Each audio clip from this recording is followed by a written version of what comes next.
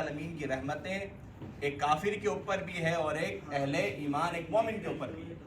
لیکن الرحیم یہ جو صفت ہے یہ بھی جو ہے مبالغہ اس کے اندر موجود ہے، لیکن یہ رحمت اللہ رب العالمین کی صرف روز قیامت مومنین کے ساتھ ہو، یہ مومنوں کے ساتھ ہو. تو اللہ رب العالمین کی صفت وہ رحمان و رحیم ہے. مالک یوم الدین، قیامت کے دن کا مالک ہے. اللہ کی ذات مالک ہے، دنیا کے اندر ہی مالک ہے، اور حقیقی ملکیت اللہ رب العالمین کی ذات کی طرف اس کی نسبت ہونی چاہیے. حقیقی ملکیت اسی کی ہے. لیکن یہاں پر یوم الدین جو کہا گیا اس کی بنیادی وجہ یہ ہے کہ دنیا کے اندر تو ہر شخص خدا بنا پھر رہا ہے. ہر شخص جو ہے وہ دعویٰ خدا بنا ہوا ہے. ہر شخص خدائی کا دعویٰ کر رہا ہے اور اپنے آپ کو بہت بڑی چیز سمجھ رہا ہے. لیکن روز قیامت کیا معاملہ ہوگا، کیا کیفیت ہوگی کہ اس روز اللہ رب العالمین زمین و آسمان کو سمیٹ لیں گے اور اللہ رب العالمین کی ذات فرمائے گی کہ کہاں ہیں دنیا کے متکبر، دنیا کے جبار، دنیا کے بادشاہ کہاں پر ہے؟ اب کوئی آیا تو صحیح، لیکن اس دن سوائے بھنبھناہٹ کی کچھ بھی نہیں ہوگا. تو حقیقی بادشاہ سب کا جو ہے وہ معاملہ واضح ہو جائے گا. جو آج لوگ خود کو بہت بڑی چیز سمجھ لیتے ہیں، خود کو خدا سمجھ لیتے ہیں، سب اپنے آپ کو مختار کل سمجھ لیتے ہیں، ساری حقیقتیں واضح ہو جائیں. اسی طرح آگے ایاک نعبد و ایاک نستعین، جب بندہ نمازیں پڑھتا ہے تو اللہ فرماتا ہے کہ یہ میرے اور میرے بندے کے درمیان ایک عہد ہے. یہ بندہ عہد مانتا ہے کہ اللہ تیری ہی عبادت کرتے ہیں، تجھ سے مدد طلب کرتے ہیں. یہ بنیادی فلسفہ ہے کہ توحید الوہیت کے اندر ہم یہ بات سمجھ لیں کہ عبادتیں جو ہیں، ریاضتیں جو ہیں وہ اللہ کی، جب بھی مانگا جائے اللہ سے مانگا جائے. جو لوگ شرک کرتے ہیں یا شرکیہ کاموں میں پڑے رہتے ہیں وہ لوگ اس آیت کے اوپر تعویلیں کرتے ہیں.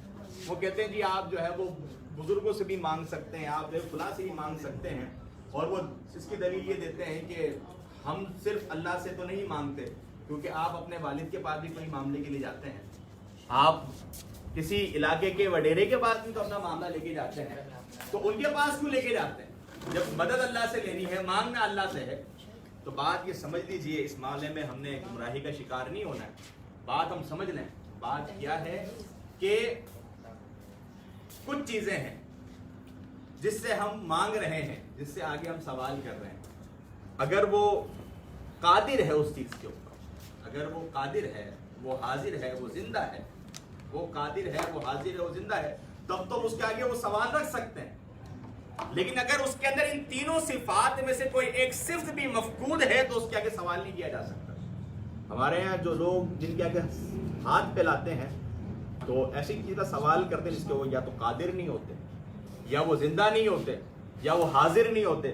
تو یہ جو صفات ہیں، یہ جو باتیں ہیں، یہ ہم نے سمجھنی ہے. تو جو بھی عبادت ہے یا استعانت کی جو طلب ہے وہ اللہ رب العالمین کے حضور کی جائے. اچھا آگے اللہ رب العالمین کے حضور بندہ سوال کر رہا ہے. کیا سوال کر رہا ہے؟ اہدنا الصراط المستقیم، کہ اللہ سیدھے راستے پر چلا. بہت بڑی دعا ہے جی، اور انسان کو مانگنی چاہیے.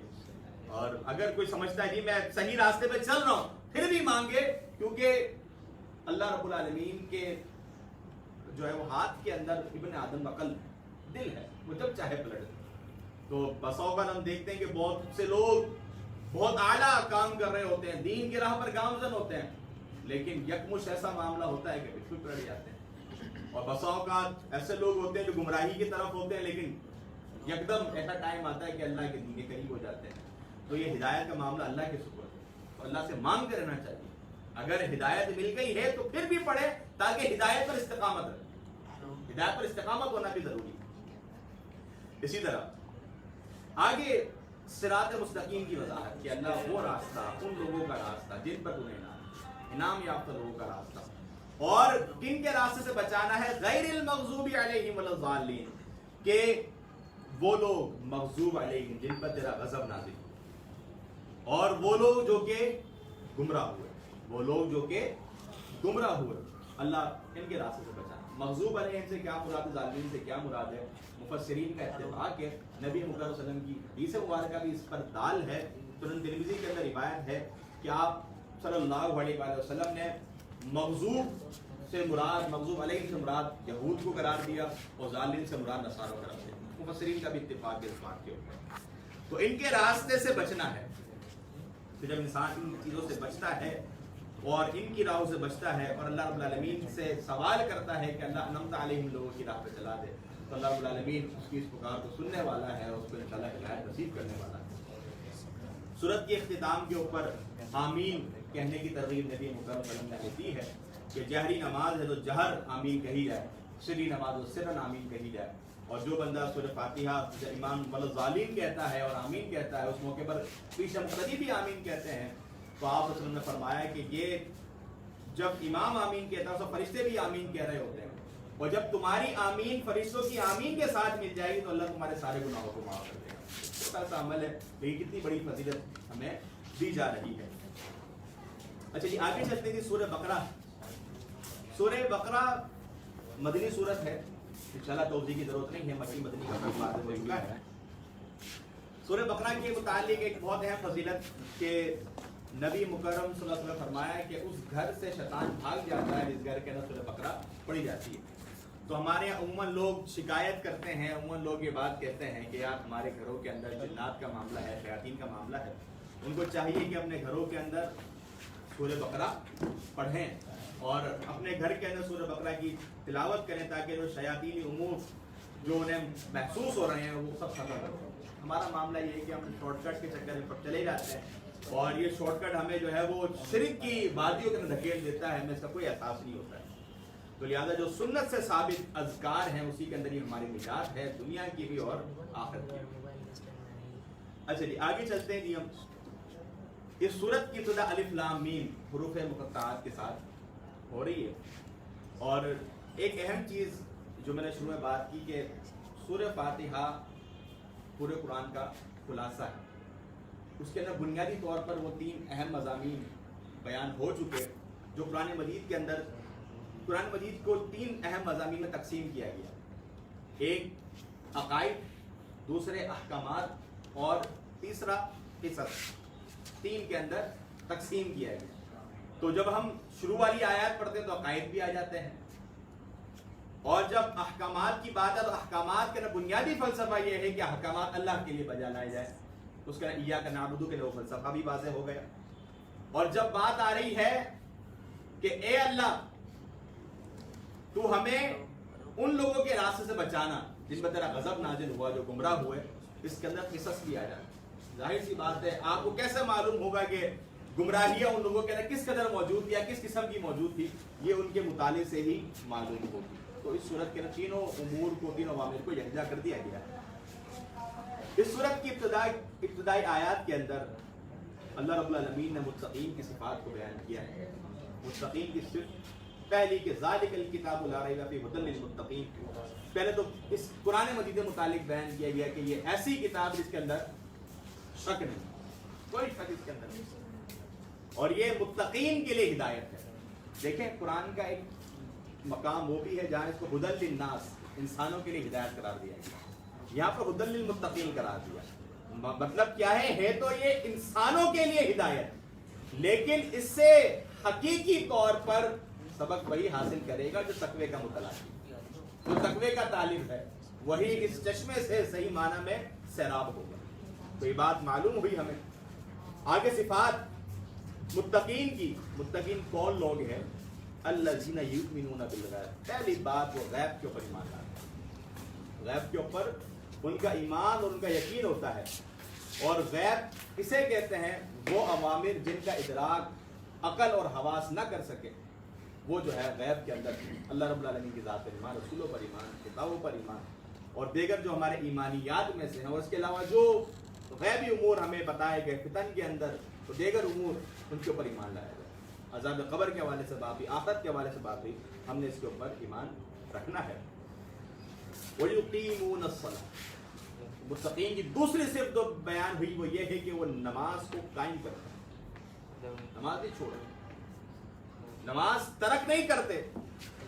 اور ہم نماز چھوڑنا کوئی عیب نہیں سمجھتے, جبکہ متقی آدمی نماز چھوڑنا بہت بڑا عذاب اپنے اوپر سمجھتا ہے کہ اللہ رب العالمین نے مجھ سے سجدے کی توفیق چھینی.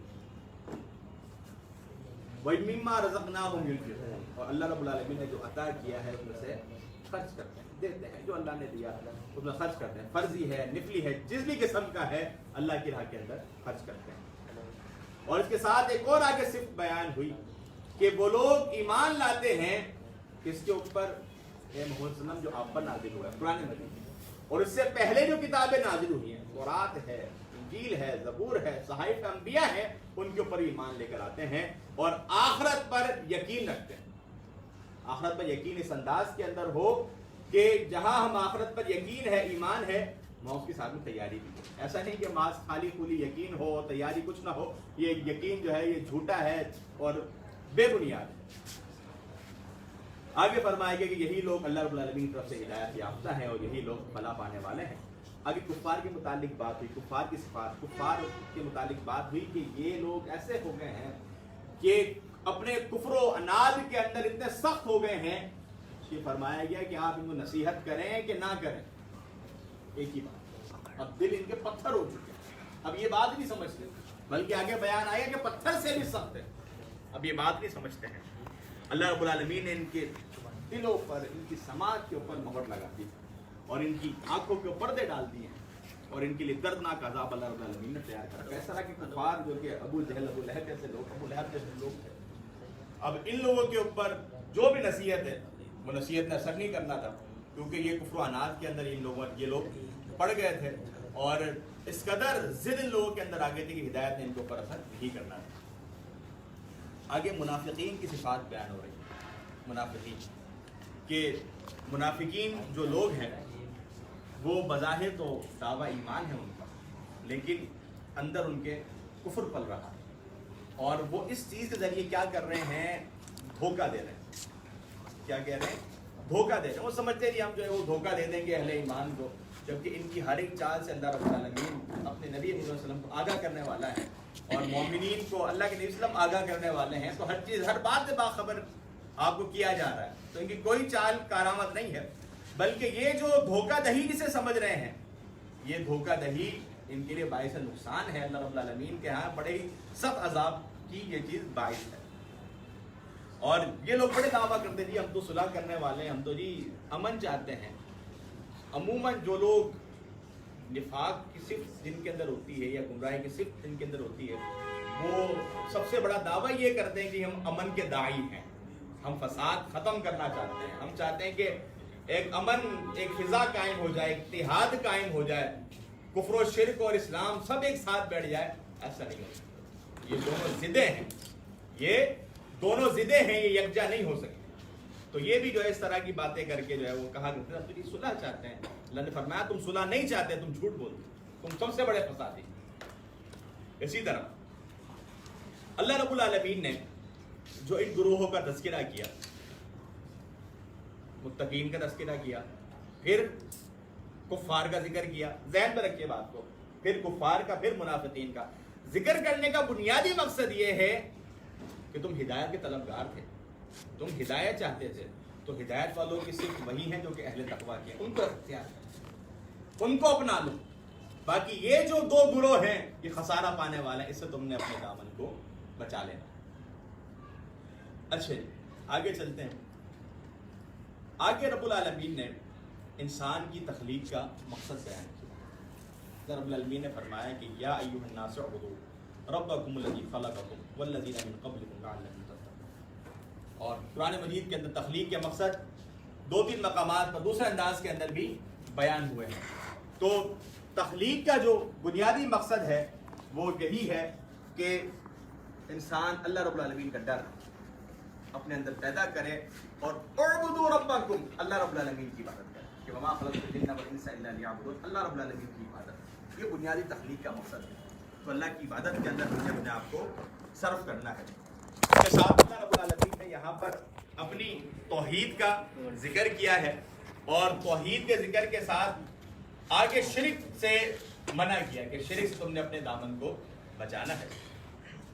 اور آگے جہاں توحید کی بات ہوئی وہاں آگے بیان ہوا وَإِن كُنتُمْ فِي رَيْبٍ مِّمَّا نَزَّلْنَا عَلَىٰ عَبْدِنَا فَأْتُوا بِسُورَةٍ مِّن، کہ تمہیں جہاں محمد مسلم کی رسالت کے متعلق تم بات کر رہے ہو، اور اگر رسالت کے ساتھ تم اس قرآن پر بھی شک کر رہے ہو تو اس قرآن پورا کچھ چھوڑ، پورا قرآن چھوڑ، اس کی مثال ایک چھوٹی صورت لے کر آ جاؤ، بات تو بھی صورت نہیں مثلی، ایک صورت لے کر آ جاؤ اور وہ اس چیز کے اندر بھی ناکام و نامراد رہے اور یہ چیلنج وہ قطعاً پورا نہیں کر سکتے.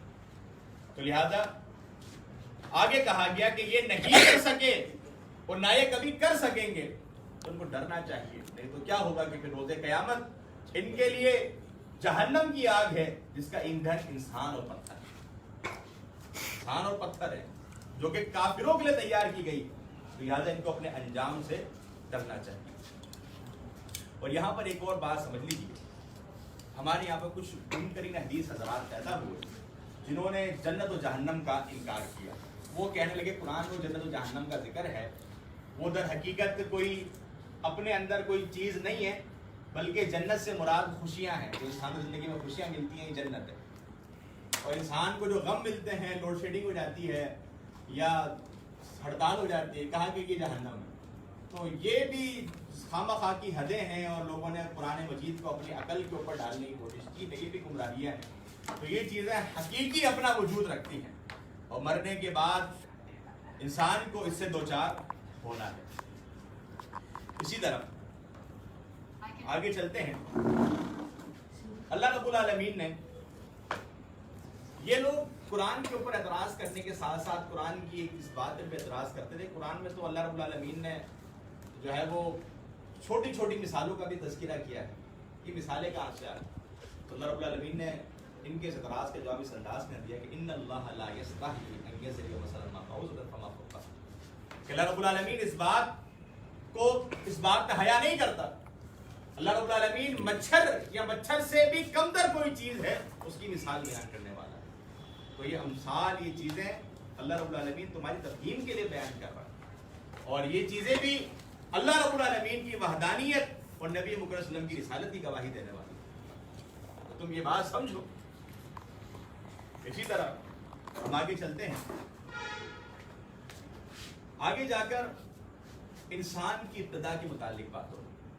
انسان کی ابتدا اللہ رب العالمین نے فرمایا کہ وَإِذْ قَالَ رَبُّكَ لِلْمَلَائِكَةِ إِنِّي جَاعِلٌ فِي الْأَرْضِ خَلِيفَةً، جب تیرے رب نے فرشتوں سے کہا کہ میں زمین کے اندر ایک خلیفہ بنانے لگا ہوں. خلیفہ سے مراد کیا ہے انشاءاللہ اس پر بات کرتے ہیں. انہوں نے کہا کہ قالوا أتجعل فيها من يفسد فيها ويسفك الدماء، کہ تو تخلیق کرنے جا رہا ہے تو فساد کریں گے، تو خون بہائیں گے. کیونکہ انسانوں سے پہلے جنات زمین کے اندر زمین پر بسے ہوئے تھے، انہوں نے بھی یہی کام کیے. تو اسی پر قیاس کرتے ہوئے فرشتوں نے یہ بات کہی. تو اللہ رب العالمین نے، اللہ کی ذات زیادہ جاننے والی ہے، زیادہ علم رکھنے والی ہے. تو باہر کے خلیفہ کا معنی پہلے ہم سمجھے، بات کو آگے لے کے چلتے ہیں. خلیفہ کہتے ہیں نائب کو، خلیفہ کہتے ہیں نائب کو. دو معنی کیے گئے. ایک تو اس کا ایک معنی یہ کیا گیا کہ پہلے زمین کے جو نائب تھے وہ جنات تھے، لیکن جب انہوں نے خون ریزیہ کی اور انہوں نے بدعہدیہ کی تو ان کو ختم کر کے پھر انسانوں کو بھیجا گیا، تو یہ ان کے نائب ہو گئے. اور ایک معنی جو کیا گیا جس پر جمہور مفسرین کا اتفاق ہے وہ یہ ہے کہ خلیفہ اس معنی کے اندر کہ اللہ رب العالمین نے انسان کو نائب اپنا اس لیے بنایا ہے، اس لیے بنا کر بھیجا ہے تاکہ یہ اللہ رب العالمین کے احکامات کو نافذ کرے. اللہ رب العالمین کی جو شریعت ہے اس کے نفاذ کے اندر کوشاں رہے، خود بھی اس کے اوپر عمل کرے اور اس کو آگے عمل کرے. یہ بنیادی معنی ہے خلیفہ. تو اللہ رب العالمین نے فرشتوں کو جواب دے کہ انی اعلم ما لا تعلمون، کہ تم وہ بات نہیں جانتے جو میں جانتا ہوں. اللہ رب العالمین کا علم وسیع و عریض ہے. پھر ایک ٹیسٹ کیا گیا کہ کچھ نام جو ہے وہ آدم علیہ السلام سے سکھلائے گئے ہیں، پوچھا گیا ہے. تو فرشتے ان چیزوں سے واقف نہ تھے. آدم علیہ السلام نے ان کے جوابات دے دیے. وہ نام کس چیزوں کے تھے مختلف آراء ہیں، لیکن صحیح بات یہ کوئی ہمارے پاس کوئی مسلم ہے مرفوع روایت سے کوئی ثبوت نہیں ملتا ہے. لہٰذا جتنا بیان کیا گیا اس کے اوپر ہمیں خاموشی کرنی چاہیے. وہ جن چیزوں کے بھی نام تھے بتلائے گئے اور ان کے جوابات آدم علیہ السلام نے دے دیے. اس کے بعد حکم دیا گیا فرشتوں کو کہ تم نے حضرت آدم علیہ السلام کو سجدہ کرنا ہے۔ یہ سجدہ تعظیمی ہے۔ کون سا ہے کہ سجدہ تعظیم؟ سجدے کی دو قسمیں ہیں، ایک سجدہ عبادت کے لیے کیا جاتا ہے، ایک عظمت کے لیے کیا جاتا ہے۔ عبادت کا سجدہ صرف اللہ کے لیے ہے، صرف اللہ کے لیے ہی ہے، جبکہ سجدہ تعظیمی کسی جس طرح فرشتوں نے آدم علیہ السلام کو کیا ہے، ہم سورہ یوسف کے اندر پڑھیں گے کہ یوسف علیہ السلام کو ان کے بھائیوں نے سجدہ کیا ہے۔ تو یہ جو سجدہ تعظیمی ہے یہ پہلی امتوں کے اندر یہ درست تھا، بعد کے اندر اس امت کے اندر سجدہ تعظیمی کو بھی حرام کر دیا گیا ہے۔ اس امت کے اندر سجدہ کیا جائے گا، چاہے عبادت کا ہو چاہے عظمت کا ہو، وہ کس کو کیا جائے گا؟ وہ اللہ رب العالمین کی ذات کو کیا جائے گا۔ اچھا جی، وقت میرے خیال سے زیادہ نہ ہو جائے، میں چیزوں کو سمیٹ کر کے چلتا ہوں۔ اچھا، رب العالمین نے آدم علیہ السلام کو تخلیق کیا اور نعمت کرتے ہوئے ان کو جنت کے اندر داخلہ عطا کیا۔ یہ وہی جنت ہے جس کے اندر انشاءاللہ اللہ رب العالمین ہم سب کو، اللہ سے دعا ہے کہ ہم سب کو جنت میں جگہ دے، تو وہ حقیقی جنت ہی مراد ہے۔ یہاں پر بعض لوگوں نے یہ استشہاد ہی کیا کہ انہوں نے یہ بات کی کہ اس جنت سے مراد حقیقی جنت نہیں ہے، بلکہ اللہ رب العالمین نے دنیا کے اندر ہی ان کو ایک سیٹ اپ بنا کر دے دیا تھا باغ کا، وہی جنت تھی۔ یہ بات ان کی درست نہیں ہے، یہ سلف صالحین کے فہم کے بالکل خلاف۔ تو بعض لوگوں نے جو بات کہی ہے وہ درست نہیں ہے۔ تو اللہ رب العالمین نے جنت کے اندر جگہ دی اور ان کو منع کر دیا کہ ایک یہ پھل ہے، اس سے تم نے بچنا ہے، اس درخت کے قریب تم نے نہیں جانا۔ وہ درخت کون سا تھا؟ بعض میں یہ بھی خیالات ہیں، کوئی حتمی بات نہیں ہے، بعض نے گندم کا، بعض نے جو ہے وہ سیب کا، بعض نے کچھ کہا، حتمی بات ہمارے پاس موجود نہیں ہے، باہر کے اللہ رب العالمین نے منع کیا۔ لیکن شیطان ظالم ہے، شیطان نے بہکا دیا، اور یہ شیطان کا ہی بہکاوا ہے کہ آپ دیکھتے ہیں کہ دنیا کے اندر کتنی حلال چیزیں ہیں جو کہ ہم کر سکتے ہیں، کتنی حلال چیزیں ہیں، لیکن شیطان ظالم حرام کے پیچھے لگاتا ہے، ہم حرام کے پیچھے بھاگتے ہیں، نفس جو ہے حرام کے پیچھے لے کے جاتا ہے۔ تو لہٰذا ان حلال چیزوں کو جب ہم دیکھیں تو ان کی کثرت زیادہ ہے مقابلہ حرام ہے، تو لہٰذا ہم نے یہاں شیطان کو جو ہے وہ مات دینی ہے۔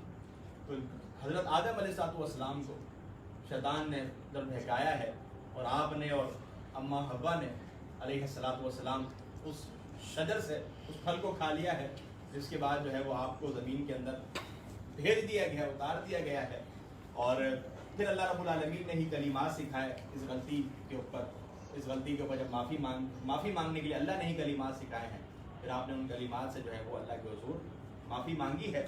اور ایک بہت اہم نکتہ کہ اللہ نے فرمایا وَقُلْ اهْبِطُوا بَعْضُكُمْ لِبَعْضٍ عَدُوٌّ، کہ جب زمین پہ اتارا گیا تو کہا کہ تم اور شیطان ابھی آپس میں سابت دشمن رہو، یہ آپس میں تمہاری دشمنی چلتی رہے گی۔ تو یہ بات ذہن میں رکھنی ہے کہ یہ شروع سے ہی دشمنی چلی ہوئی آ رہی ہے، ہم نے شیطان کے واروں سے اپنے آپ کو بچانا ہے اور محفوظ کرنا ہے۔ آگے جی، جہاں زمین کے اندر اتارا ہے وہاں بتایا گیا کہ جو ہدایت والا ہوگا، جو ہدایت کی راہ پہ چلنے والا ہوگا، وہی بندہ اللہ رب العالمین کے ہاں کامران ہے، وہی بندہ کامیاب ہے، اسی کے لیے آگے جنتیں موجود ہیں۔ اچھا، اس صورت ابھی تک تو ہماری جو باتیں ہوئی ہیں یہ آیت نمبر 39 تک، پہلی سے لے کر 39 تک یہ جو ہوئی ہے، یہ سمجھیں اس صورت کی تمہیدی گفتگو ہے، اس صورت کی تمہیدی گفتگو ہے۔ اب اس آیت سے لے کر 40 نمبر آیت سے لے کر اس سپارے کے اختتام تک جو خطاب کیا گیا ہے وہ یہود سے خطاب کیا ہے۔ کن سے خطاب کیا گیا ہے؟ یہود سے۔ فرمایا گیا یا بنی اسرائیل اذکروا نعمتی التی انعمت علیکم واوفوا بعہدی اوف بعہدکم وایایا فاتقون۔ اے بنی اسرائیل، بنی اسرائیل کیا ہے سمجھ لیجیے۔ اسرائیل حضرت یعقوب علیہ السلام کا لقب ہے۔ اسرائیل کا معنی کیا ہے؟ عبداللہ، اللہ کا بندہ۔ حضرت یعقوب علیہ السلام میں کتنے بیٹے ہیں جی؟ کتنے بیٹے ہیں جی؟ 12 تھے، 12 تھے۔ تو یوسف علیہ السلام کو ملا تو 12 ہو گئے، 12 بیٹے۔ تو یہ 12 جو ہیں، یہ 12 بیٹے جو ہیں، ان سے جو ہے یہ سب کے سب 12 کیا کہلائے ہیں؟ بنی اسرائیل، مطلب کہ اسرائیل کے بیٹے ہیں۔ پھر سے جو آگے کہانی چلی ہے، پھر یہ بنی اسرائیل جو ہے وہ یہود کو بنی اسرائیل کہا جانے لگا۔ بنی اسرائیل سے مراد عموماً یہود ہی ہوتے ہیں، اور یہ بنی اسرائیلیت جو ہے نا وہ آگے تک چلی ہے۔ ہم جب انجیل اٹھا کر پڑھتے ہیں تو حضرت عیسیٰ علیہ السلام کا فرمان ہمیں وہاں ملتا ہے کہ متی کی انجیل، مرکز کی انجیل ہم اٹھا کر دیکھیں تو اس میں لکھا ہوا ہے کہ وہ فرماتے ہیں کہ میں بنی اسرائیل کی کھوئی ہوئی بھیڑوں کی طرف بھیجا گیا۔ تو ان کو بھی مبعوث کن کی طرف کیا گیا؟ بنی اسرائیل کی طرف. بنی اسرائیل بڑی لاڈلی قوم, بڑے انعامات کیے, اور اللہ رب العالمین نے یہاں بھی جو ہے انعامات کا تذکرہ کیا. لیکن یہ لوگ آپ آگے سنیں گے انشاءاللہ, اتنے انعامات ہو رہے ہیں, معجزات ان کے سامنے ہو رہے ہیں, لیکن پھر بھی اپنی سرکشی سے باز نہیں آ رہے, پھر بھی سرکش اور سرکردہ ہیں اپنے گناہ. تو آگے کہا گیا کہ تم جو ہے اللہ تعالیٰ کی نعمتیں تمہارے پاس ہیں, تمہارے پاس کتاب کا علم ہے, تو رات کو جانتے تھے, پڑھتے تھے, اور ان کو معلوم تھا کہ ایک نبی نے آنا ہے, سب معلوم تھا. لیکن معلوم ہونے کے باوجود قرآن نے کہا کہ وَلَا تَكُونُوا أَوَّلَ كَافِرٍ بِهِ, اور تم سب سے پہلے اس کے انکاری نہ بنو. تم سب سے پہلے ہی انکاری بن کے بیٹھ گئے ہو. تمہیں تو علم تھا, تم تو جانتے تھے, لیکن تم ہی سب سے پہلے اس کے جو ہے وہ انکاری بن کر بیٹھ گئے ہو. اسی طرح ان کی خصلت اللہ نے کہا کہ یہ اللہ رب العالمین کے احکامات کو چند ٹکوں کے بدلے فروخت کر دیا کرتے, اور ان کو منع کیا گیا تم یہ کام نہ کرو. حضور اکرم صلی اللہ علیہ وسلم کے دور کے اندر بھی ایک زنا کا معاملہ آیا. وہ یہودی گھرانہ تھا, تو جب یہودی مذہب کے پیروکار تھے, تو جب معاملہ آیا تو اللہ کے نبی کے وسلم نے ان سے معلوم کیا کہ تم تورات میں اس کا کیا حکم پاتے ہو. تو انہوں نے جو ہے وہ اس چیز کو جو ہے حضرت عبداللہ بن سلام سے پوچھا, تو آپ کو بتایا گیا کہ رجم اس کی جو ہے وہ سزا ہے. تو جب ان سے تورات منگوائی گئی تو انہوں نے جو ہے وہ رجم والی آیت کے اوپر ہاتھ رکھ لیا, اور اوپر اور نیچے والے حصے کو پڑھنے لگے. تو آپ نے جو ہے وہ کہا کہ اپنے ہاتھ کو اٹھاؤ, اور وہاں پر رجم والی آیت موجود تھی. تو یعنی کہ اللہ کے نبی کریم صلی اللہ علیہ وسلم کے دور تک بھی یہ لوگ اپنی بدعہدیاں اور اپنی بدبختیاں کنٹینیو چلا رہے ہیں. وہ اسٹل ان کی چل رہی ہے, اور آج بھی یہ چیزیں ان کے اندر موجود ہیں. تو یہ لوگ جو ہے وہ اس طرح کیا کرتے تھے. اور آگے فرمایا وَلَا تَلْبِسُوا الْحَقَّ بِالْبَاطِلِ وَتَكْتُمُوا الْحَقَّ وَأَنْتُمْ تَعْلَمُونَ, کہ تم حق کو باطل کے ساتھ نہ ملاؤ, اور ساتھ میں حق کو بھی نہ چھپاؤ حالانکہ تم جانتے ہو. تو وہی والی بات جو واقعہ میں نے بیان کیا, اس کے اندر بھی یہی بات ہے کہ جھوٹ کو سچ کے ساتھ ملا رہے ہیں, اور ساتھ میں حق کو بھی چھپا رہے ہیں. آگے تعلیم دی گئی امت محمدیہ کو, مخاطب کرے کہا گیا کہ واقعی الصلاۃ وآتوا الزکاۃ وارکعوا مع الراکعین, کہ نماز کا قیام اور زکوٰۃ کی ادائیگی اور رکوع کرنے والوں کے ساتھ رکوع کرو. اور اس کے ساتھ یہاں ایک بہت ہی اہم بات کی گئی کہ اتأمرون الناس بالبر وتنسون انفسکم وانتم تتلون الکتاب. شاید یہ بات رہ گئی کہ اللہ نے ذکر کیوں کیا یہود کا ذکر کیوں کیا ہے. یا یہ سوال جب ہم ہسٹری پڑھتے ہیں تو عموماً کیا جاتا ہے کہ ہسٹری پڑھائی کیوں جاتی ہے, کیا ضرورت ہے جی ہم پڑھیں جی فلاں کے ساتھ یہ ہوا, فلاں کے ساتھ یہ ہوا. تو بات یہ ہے جو خامیاں ان کے اندر ہیں, جو خرابیاں ان کے اندر ہیں, ہم نے اس سے اپنے دامن کو بچانا ہے, اور جو غلطیاں ان سے ہوئی ہے وہ دوبارہ نہ دہرائی جائیں, اسی لیے ہسٹری ہمیں پڑھائی جاتی ہے. تو یہود و نصارہ جو غلطیاں کی, اور جو اللہ کی لاڈلی قوم سے جو زوال پذیر یہ لوگ ہو گئے, ان کے اندر جو خامیاں تھی وہ ہمارے اندر, ہم نے اس سے کلی اجتناب کرنا. لیکن معاملہ کیا ہے, جو اللہ کے نبی کے لیے فرمایا تھا لَتَتَّبِعُنَّ سُنَنَ مَنْ كَانَ قَبْلَكُمْ, تو اپنے سے پہلوں کی پیروی کرو گے, اپنے سے پہلوں کی پیروی کرو گے. تو لہٰذا جو خرابی ان کے اندر تھی وہ کہیں نہ کہیں جھلک ہمارے اندر بھی وہ چیز مارتی ہے. تو اللہ نے کہا کہ یہ لوگوں کو نیکی کا حکم دیتے تو خود اپنے آپ کو بھول جاتے تھے. تو یہ چیزیں کچھ ہمارے اندر بھی, یہ چیز بڑی عذاب کی جو ہے وہ باعث ہے. اسی طرح آگے بنی اسرائیل کو ہی اللہ رب العالمین نے مخاطب کیا ہے, اور ان کو کہا کہ تمہیں میں نے تمام پورے جہان پر فضیلت دی, اور آگے کہا وَاتَّقُوا يَوْمًا لَا تَجْزِي نَفْسٌ عَن نَفْسٍ شَيْئًا وَلَا يُقْبَلُ مِنْهَا شَفَاعَةٌ وَلَا يُؤْخَذُ مِنْهَا عَدْلٌ وَلَا هُمْ يُنصَرُونَ. کہ دماغ تھے ان کے نا, آگے بھی تذکر آئے گا, ابھی بات ہو جائے, کہ وہ کہتے ہیں تھے کہ تم یہودی ہو, تم نصارہ ہو, تم یہودی ہو جی کافی تمہارے لیے, اور جو ہے اپنی اس دینی نسب نامے کو وہ اپنی نجات کے لیے کافی سمجھتے تھے. تو یہ چیز کافی نہیں ہے, اصل اعمال ہونے چاہیے, اعمال کا ہونا ضروری ہے. یہ دھوکہ ہمارے یہاں بعض مسلمانوں کو بھی ہو گیا, وہ اگر کسی کی بیعت میں آ جاتے ہیں, کسی سے نسبت جوڑ لیتے ہیں. وہ ایک قوالی مشہور ہے ہمارے یہاں پر کہ جنت رسول کی دوزخ میں کیسے جائے گی امت رسول کی. تو اب اس طرح کی باتیں تو انسان کو دھوکے میں ڈالنے والی ہے. اللہ کے نبی کریم صلی اللہ علیہ وسلم شفاعت کریں گے, برحق ہے آپ کی شفاعت، لیکن انسان نے وہاں عمل بھی کرنا ہے، وہاں عمل بھی نہایت ضروری اور لازمی ہے۔ تو آگے جو ہے وہ ان کو جو ہے وہ جھوٹے سہاروں سے باز رہنے کو کہا، اور آگے یہودیوں کو ملامت کی، تمہارے اوپر کتنے احسانات کیے، فرعون سے تمہیں نجات دی، تمہارے بچیوں کو زندہ چھوڑ دیتا تھا، بچوں کو مار دیتا تھا، اسے تمہیں جو ہے وہ نجات دی ہے، اور وہ معجزہ آنکھوں سے دیکھا ہے، سمندر پھٹ گیا ہے، پھر بھی اپنی بدبختیوں سے یہ لوگ باز نہیں آ رہے ہیں۔ اور اس کے بعد جب حضرت موسیٰ علیہ السلام کو تورات کے لیے بلایا ہے 40 دن کے لیے کوہ طور پر، اس موقع پر بھی یہ لوگ بچڑے کو پوجنا شروع ہو گئے ہیں، اور یہ تفصیلی واقعہ سورۃ طٰہٰ کے اندر بھی آئے گا۔ تو اس طرح کی جو ہے بدبختیاں ان کے اندر آ گئی تھی۔ تو اس موقع پر جو ہے جب حضرت موسیٰ علیہ السلام آئے ہیں تو اللہ رب العالمین نے جو سزا تھی ان لوگوں کی وہ یہ کہا کہ فاقتلوا انفسکم، تم آپس میں دوسرے کو قتل کرو۔ تقریباً جو مفسرین نے لکھا ہے کہ 70,000 کے قریب لوگ جو ہے وہ اس گوالا پرستی میں، اس گائے پرستی میں مبتلا ہو گئے تھے، پھر ان کو جو ہے وہ قتل کیا گیا۔ اچھا جی، ان کے اندر ایک بہت بڑی خامی یہ بھی تھی کہ یہ لوگ انبیاء کا قتل کرنے والے تھے، اور بغیر حق کے انبیاء کرام کو جو ہے وہ شہید کر دیا کرتے تھے، اور حضرت زکریا علیہ السلام کو انہوں نے جو ہے شہید کیا ہے، پھر عیسیٰ علیہ السلام کے پیچھے یہ لوگ پڑ گئے تھے، پھر اللہ رب العالمین نے آپ کو جو ہے وہ آسمان کے اوپر اٹھا لیا۔ تو بڑا ان کا جو ہے وہ عجیب قسم کا تنزیہ حساب کتاب رہا ہے۔ اچھا جی، وہی بات جو گزر گئی۔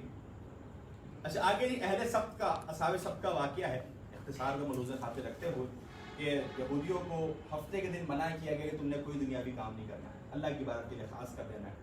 اللہ کا فضل امت محمدیہ کے اوپر کہ فَإِذَا قُضِيَتِ الصَّلَاةُ فَانتَشِرُوا فِي الْأَرْضِ، کہ جب جمعے کی نماز ختم ہو جائے اب اللہ کا فضل تلاش کر سکتے ہو، اب تم دنیا کما سکتے ہو۔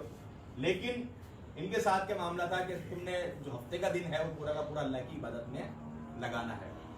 تو اب ان کا گزر بسر مچھلی کے اوپر ہوتا تھا، تو ہفتے کے دن آزمائش کے طور پر مچھلیاں اس وقت سمندر کے اندر کچھ زیادہ ہی آ جاتی تھی اور کنارے پر آ کر بڑی اچھل رہی ہوتی تھی۔ تو اس موقع پر جو ہے ان لوگوں نے کیا ہیلا بازی شروع کی کہ انہوں نے نا سمندر کے ارد گڑھے کھود لیے کہ اس ہفتے کے دن مچھلیاں گڑھے میں گر جائیں گی اور اتوار جا کے اٹھا لیں گے۔ تو باہر کے اس طرح کی بدبختی جو ہے انہوں نے شروع کری، اور پھر اللہ رب العالمین نے ان کو عذاب سے دوچار کیا، اور یہ لوگ جو ہے بندر اور خنزیر، بندر کے اندر یہ لوگ مبتلا ہو گئے۔ اچھا جی، آگے جی گائے والا واقعہ جس کے وجہ سے سورۃ کا نام سورۃ بقرہ رکھا گیا ہے، اور واقعہ مختصر اتنا کہ اللہ رب العالمین کی طرف سے یہ ایک معجزہ ہے کہ بنی اسرائیل کے اندر ایک شخص تھا، اس نے اپنے چاچا کو، اس کے چاچا کی کوئی اولاد نہیں تھی تو وہ بھتیجا اس کا وارث بن رہا تھا، اس نے اس کو جو ہے وہ قتل کر دیا، قتل کے بعد لاش کسی اور گھر کے باہر پھینکی اور جو ہے خود ہی اس کے قتل کا ڈنڈورا پیٹنے لگا۔ اب خود ہی قاتل اور خود ہی ڈھنڈورا پیٹ رہا ہے، تو پھر حل یہ نکالا گیا کہ ایک گائے ذبح کی جائے، اس گائے کا لوتھڑا جو ہے اس مردے کو لگایا جائے، وہ خود ہی زندہ ہو کے بتا دے گا کہ کس نے مجھے قتل کیا ہے۔ باہر کیف جب یہ بات حضرت موسیٰ علیہ السلام نے قوم کو کہی تو عادت ان کی مذاق اڑانے کی، ادھر یہ حکم دیا جاتا اس کا بالکل الٹ کرتے، مذاق اڑاتے شریعت کا۔ ہمارے مسلمانوں کی بھی یہ عادت ہو چکی ہے، آپ شریعت کی بات کریں فوراً مذاق کریں، تو باہر کیا مذاق کر دیا۔ اب کہنے لگے بھائی کون سی گائے، کیسی گائے، رنگ کیسا ہے، قد کاٹ کیسا ہے، ساری تفصیلات جو ہے وہ پوچھنے بیٹھ گئے، کثرت سوال۔ پھر جب گائے کی تخصیص ہو گئی اب وہ گائے ملے نا، تو اس طرح کے معاملات پھر لوگوں کے ساتھ ہوئے، تو پھر بالآخر بڑی ہی مجبوری کے ساتھ قصہ مختصر انہوں نے اس گائے کو ذبح کیا ہے اور اس کا لوتھڑا اس شخص کو لگایا ہے، اس چچا کو، اس نے اٹھ کے بتایا کہ میرے بھتیجے نے ہی میرا قتل کیا ہے۔ اچھا، تو یہ واقعہ بھی بیان کرنے کا مقصد بنیادی یہ ہے کہ عقیدہ آخرت سمجھانا ہے، عقیدہ آخرت سمجھانا ہے کہ جس طرح یہ کچھ وقت کے لیے زندہ ہو گیا ہے، اللہ نے اس طرح کے اور واقعات بھی آگے بیان کیے، عزیر علیہ السلام کا واقعہ آگے آئے گا، اسی طرح جو ہے وہ حضرت ابراہیم علیہ السلام کا وہ پرندوں والا واقعہ آئے گا۔ ان واقعے کا بنیادی مقصد ہی یہی ہے کہ عقیدہ آخرت کو سمجھایا جائے کہ بھائی مرنے کے بعد زندہ ہونا ہے، ایسا نہیں کہ آپ ایک دن جو ہے وہ ختم ہو جائیں گے پھر کوئی پوچھ گچھ نہیں ہوگی، ایسی بات نہیں ہے، آپ کو دوبارہ زندگی دی جائے گی اور آپ سے سوال کیا جائے گا۔ اچھا جی، اس کے اندر میں قصہ جو ہے وہ مختصر کرنا چاہ رہا ہوں تاکہ جو ہے نا وقت میرے خیال سے کافی ہو چکا ہے، اچھا جی، اب یہودی جو ایک دعویٰ کر رہے ہیں کہ ہم جو ہیں وہ اللہ کے بڑے خاص ہیں، ہم جی اللہ کے بڑے خاص ہیں، ہم تو جی کہنے لگے کہ لن تمسنا النار الا ایاما معدودہ، کہ چند دن ہی جہنم کی آگ چھوئے گی، پھر تو جی ہمارے ایش ہی ایش ہیں۔ چند دن بھی کتنے، دو باتیں کہا کرتے تھے، کہتے دنیا کی عمر جو ہے وہ 7000 سال ہے، اور 1000 سال کے بدلے ہمیں ایک دن جہنم میں رکھا جائے گا، مطلب 7 دن جہنم میں رکھا جائے گا، پھر جنت ہی جنت ہے۔ یا کہنے لگے کہ ہم نے 40 دن بچڑے کی پوجا کیے تو 40 دن ہی ہمیں عذاب ہوگا، باقی تو ہمارے لیے ایش ہی ایش ہے۔ تو یہ جو باتیں کیا کرتے، دعوے کیا کرتے تھے، اللہ رب العالمین نے جو ہے ان کو کہا کہ ذرا ان کو کہو ذرا موت کی تمنا تو کرو، ذرا موت کی تمنا تو کرو، جنت دی جنت تمہارے لیے آگے موجود ہے، ذرا موت کی تمنا کرو۔ کہا کہ ہرگز تمنا نہیں کرے، بلکہ ان کو 1000 سال کی عمر دے دی جائے تو یہ ان کے لیے کم ہے۔ اور میں آپ کو بات بتاؤں کہ اس وقت آپ تورات کو اٹھا کر دیکھ لیں، آپ تورات کو اٹھا کر دیکھ لیں، تورات کے اندر سے انہوں نے ذکر آخرت کو ہی نکال دیا تاکہ آخرت کا نہ ذکر ہو نہ فکر ہو، تو وہ ذکر ہی خارج کر دیا ان لوگوں نے۔ تو ان لوگوں کی جو ہے وہ بڑی ہڈ حرامیاں رہی ہیں، اور فرمایا گیا کہ یہ لوگ جو ہے وہ زیادہ زندگی کے حریص ہیں، یہ جو ہے وہ باتیں کر رہے ہیں جنت کے دعوے دار ہونے کی، زندگی کے حریص ہیں۔ اسی طرح آگے جبریل سے عداوت کے متعلق بات ہوئی کہ کل من کان عدوا لجبریل۔ بات یہ تھی کہ یہودیوں کو ایک یہ بھی غصہ تھا اللہ کے نبی کریم صلی اللہ علیہ وسلم کی ذات سے، ایک چیز یہ بھی تھی کہ آپ صلی اللہ علیہ وسلم جو ہے وہ بنی اسماعیل سے آگے ہیں، باقی انبیاء کرام جو ہیں وہ بنو اسحاق سے چلے ہیں، اللہ کے نبی بنی اسماعیل سے آئے ہیں۔ تو ان کو حضرت جبریل علیہ السلام کی دشمنی یہ تھی کہ آپ جو ہے وہ اللہ کے نبی کریم بنی اسماعیل کی طرف کیوں چلے گئے، بنی اسحاق سے یہ فضیلت کیوں چلی گئی۔ تو یہ بات بھی ان کو حضرت جبریل امی کی جو ہے وہ دشمنی کے اوپر ابھارنے لگی، اور وہ کہا کرتے تھے کہ ہم جو ہے جبریل امی جو ہے وہ ہمارے دشمن ہے۔ اللہ رب العالمین نے کہا کہ جو ان کا دشمن ہے وہ اللہ کا بھی دشمن ہے اور فرشتوں کا بھی دشمن ہے، اور ایسا بندہ جو ہے وہ بڑے ہی سخت عذاب کا جو ہے وہ مستحق ہے۔ آگے جی ہاروت اور ماروت کا تذکرہ ہے مختصراً کہ ہاروت اور ماروت کو نازل کیا گیا، بھیجا گیا، وجہ یہ تھی کہ وہ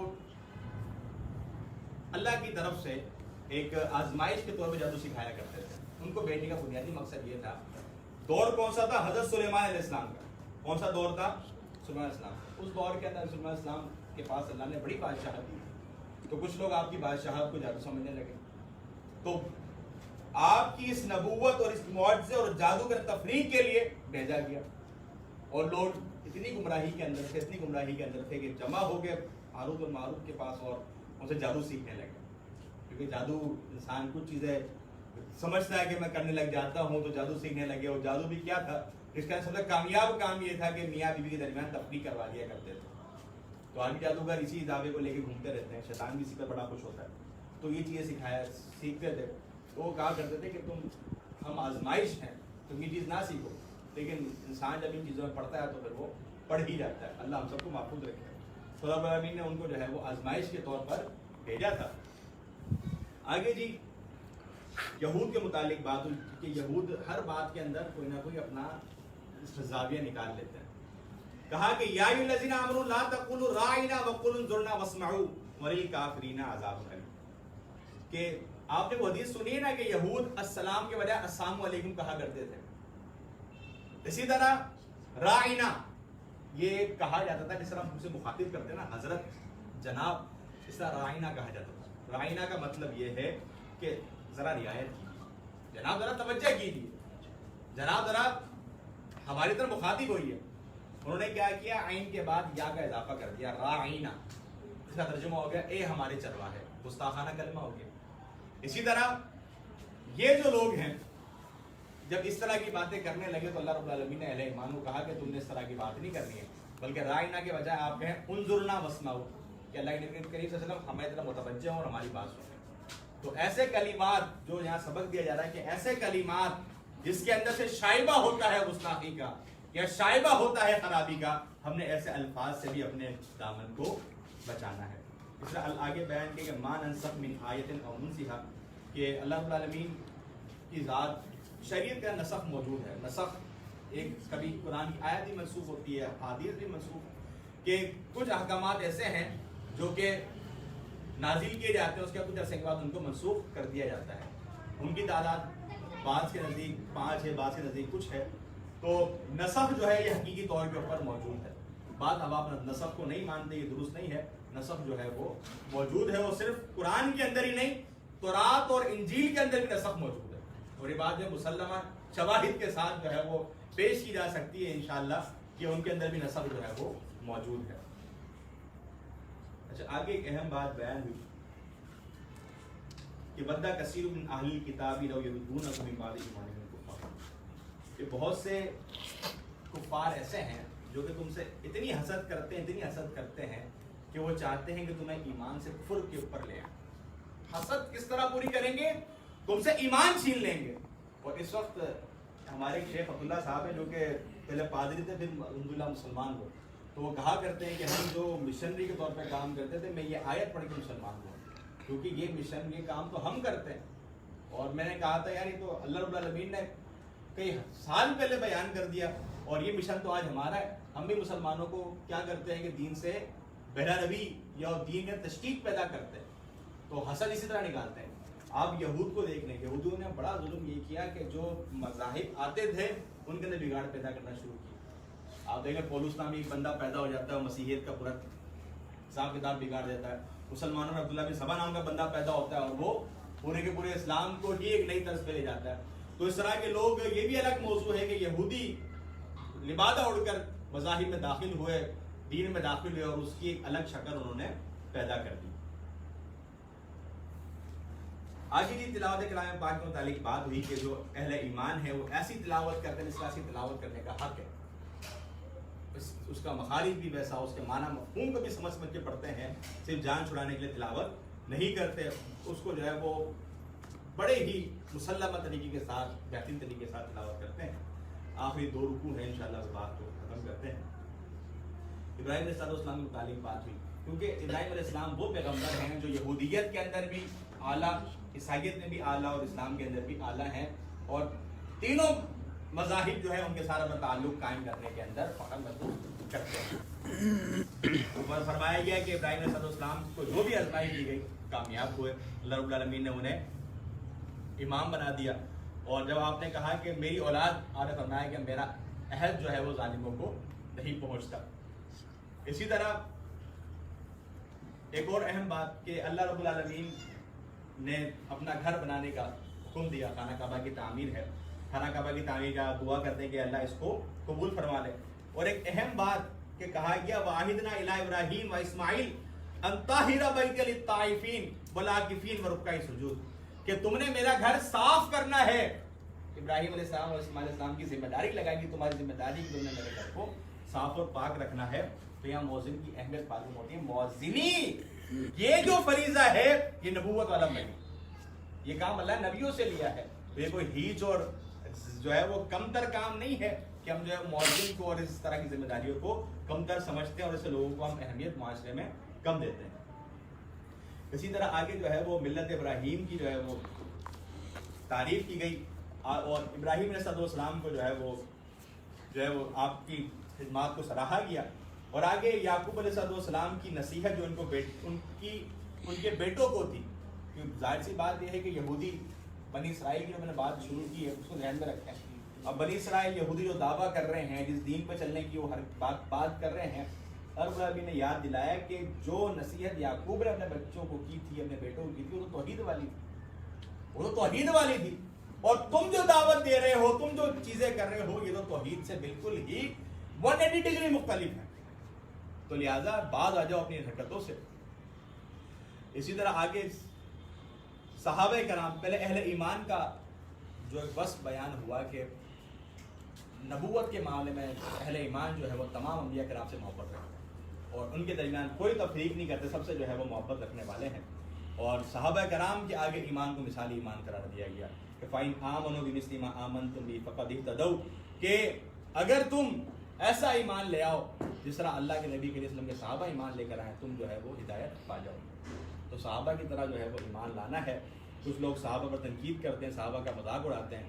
تو جو شروع کے اندر جو دوسرا رکوع ہے، اللہ رب العالمین نے جب منافقین صحابہ کرام متعلق کہا کرتے تھے کہ یہ نعوذ باللہ بیوقوف ہیں، تو اللہ رب العالمین نے صحابہ کی طرف سے جواب دیا ہے، اللہ نے صحابہ کی طرف سے جواب دیا ہے، تو اللہ رب العالمین کی ذات کس طرح اپنے ان ولیوں کو پروٹیکٹ کرنے والی ہے، تو ہم نے صحابہ کی طرح ایمان لے کر آنا ہے۔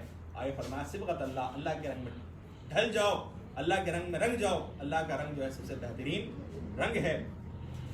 آگے جو ہے وہ آخری بات یہ ہوئی کہ نجات کا دار و مدار جو ہے وہ اعمال کے اوپر ہے۔